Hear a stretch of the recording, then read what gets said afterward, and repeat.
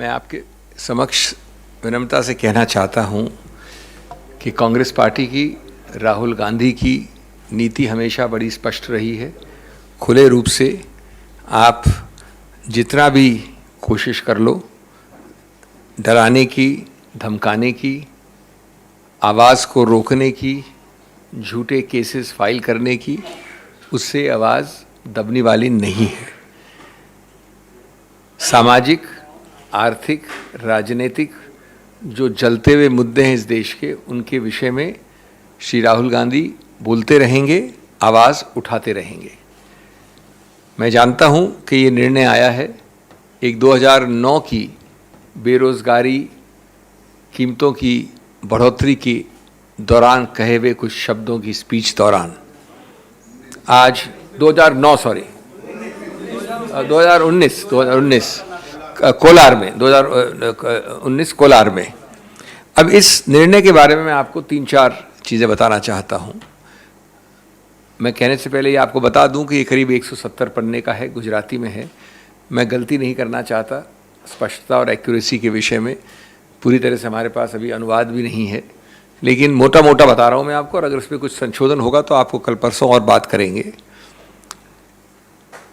Number 1, मानहानि के विषय में एक सिद्धांत कानून का मूल सिद्धांत है, और वो ये है कि आपको किसी स्पष्ट व्यक्ति या स्पष्ट चीज के विषय में मानहानि करनी चाहिए, आरोपित रूप से कम से कम।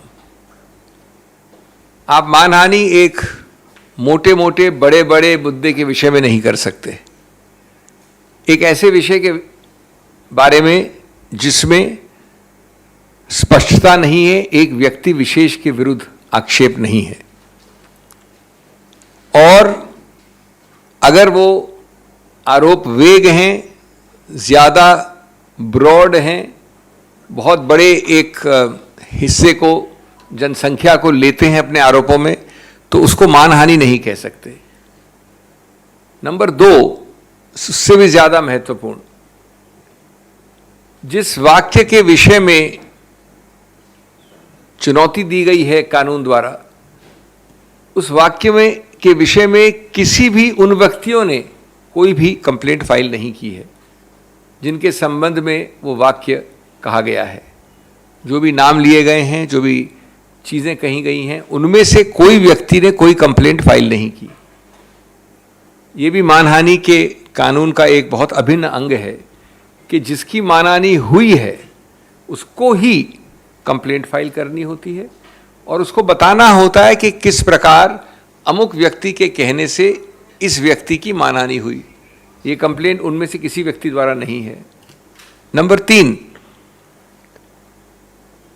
जब फौजदारी मुकदमा करते हैं, जो कि किया गया इस केस में, तो एक गलत नीति, द्वेष की भावना सिद्ध करना अति आवश्यक है।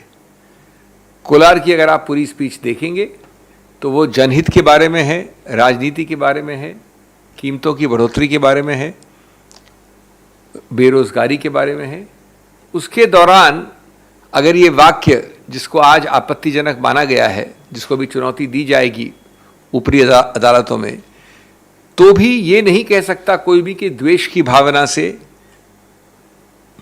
बदमिजाजी से, जानबूझकर, जिसको मैलाफिडे इंटेंट कहते हैं, मैलिस कहते हैं कानून में, ये एक अनिवार्य अंग है इस आरोप का, और जब तक ये साबित नहीं होता पूरे संदर्भ से, तब तक आप नहीं कह सकते कि ये ऑफेंस बना है।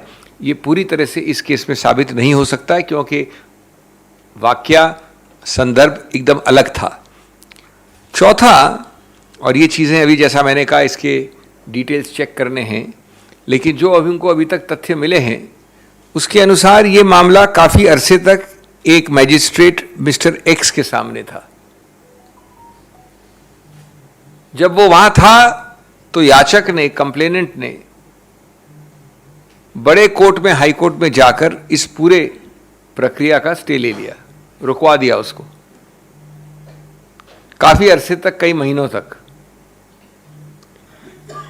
जब उस व्यक्ति का स्थानांतरण हुआ या वो उस ओहदे से हट गए, तो ये याचिका जो ऊपरी अदालत में डाली गई थी उसको विड्रॉ कर लिया गया और ये वापस नीचे आ गई एक भिन्न मैजिस्ट्रेट के सामने, जहां अभी आपको निर्णय अब आया है। तो इसकी तारीखें, इस प्रक्रिया को भी हम गौर से देखेंगे कि एक ठीक प्रकार से ये न्यायिक प्रक्रिया हुई है कि नहीं। लेकिन प्राथमिक दृष्टि से ये चौथा मुद्दा भी अत्यंत महत्वपूर्ण है। पांचवा, एक प्रावधान है कानून में, उसको 202 कहते हैं। 202 विशेष रूप से बनाया गया उनके लिए कि अगर वारदात हुई कोलार में और आपने जाके त्रिवेंद्रम में कंप्लेंट फाइल कर दी, वारदात हुई कोलार में और आपने जाके श्रीनगर में कंप्लेंट फाइल कर दी, तो कोई भी मैजिस्ट्रेट उसकी शुरुआत करने से भी पहले, निर्णय तो बहुत बात की बात है, शुरुआत करने से भी पहले एक जांच करेगा कि ये पूरी तरह से आउट ऑफ जुरिस्डिक्शन है या जुरिस्डिक्शन के अंदर यानी अधिकार क्षेत्र के अंदर है कि नहीं है। 202 का इसमें सीधा उल्लंघन हुआ है। सूरत के मैजिस्ट्रेट ने जिस आसानी से इस मामले में आगे बढ़ोतरी की है और फिर निर्णय दिया है कोलार वाले वक्तव्य के विषय में, वो अत्यंत आपत्तिजनक है कानूनी रूप से और क्वेश्चनेबल है, जो कि और हम इसका विश्लेषण करेंगे। छठा, ये भी सुनने में आया है और जहां तक तथ्य हमारे पास हैं जिनको हम चेक करेंगे कि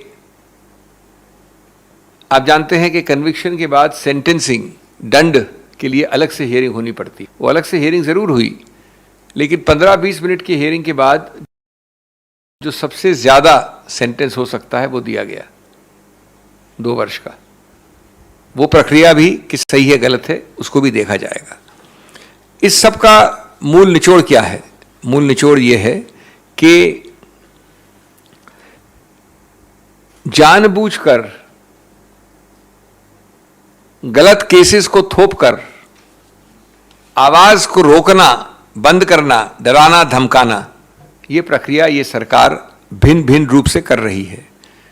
साथ साथ इससे कहीं ज्यादा आपत्तिजनक वक्तव्य दिन प्रतिदिन इनके द्वारा, इनके मंत्रियों द्वारा, इनके वरिष्ठ नेताओं द्वारा, इनके कार्यकर्ताओं द्वारा को अनदेखी, अनसुनी कर दिया जाता है।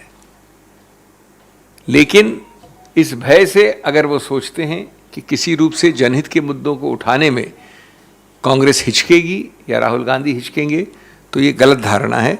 जैसा मैंने कहा, ये एक पहला निर्णय है, सबसे निचले दर्जे का निर्णय है, जो कि हमारी न्यायिक हायरार्की में सबसे निचला दर्जा होता है मैजिस्ट्रेट का। इसके बाद सेशंस कोर्ट ले जाएंगे इसको और उसके ऊपर भी कई अदालतें हैं। ये गलत निर्णय है, कानून में इसका समर्थन नहीं किया जा सकता और हम आश्वस्त हैं कि जल्द से जल्द इस विषय में हमारे पास एक सकारात्मक निर्णय आएगा।